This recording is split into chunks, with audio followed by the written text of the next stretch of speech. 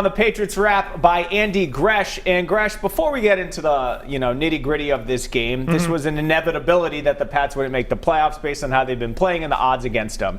I guess what can you say to this 20-year run? And now that it's sort of over, the streaks I've been mentioning, no playoffs for the first time since '08, first non-winning season since 2000, and how it ended this way.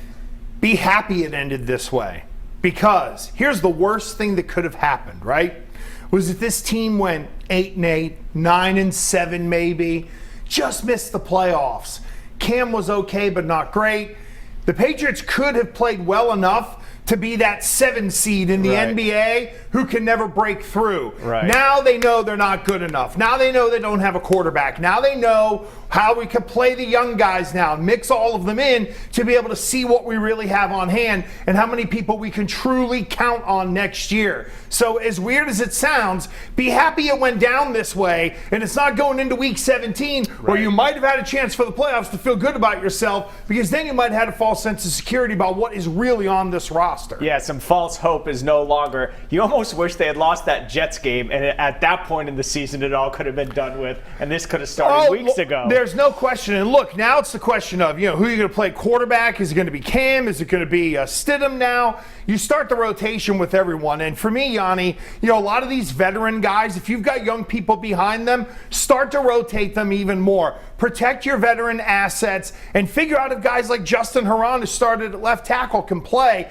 If that guy could either flip to the right side where you already have Onwenu, or if he can handle left tackle, slide Win in, maybe take Tooney and trade him.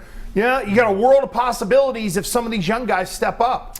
What'd you make of the Patriots post-game? Bill Belichick, play better, coach better, yada, yada, yada, said it was disappointing. I thought Devin McCourty and Matthew Slater were pretty honest about, hey, this whole season hasn't been good enough. It just hasn't felt right. And then you have Cam, who is still Mr. Positive, which you appreciate through the course of the season, but at this point you want to be like, dude, come on. Well, I think he is also trying to put the great front-facing forward, because until someone tells otherwise, he's still the starting quarterback of the football team, and he is that public representative, let's say, of the message that is going to come out of that group for a lot of people.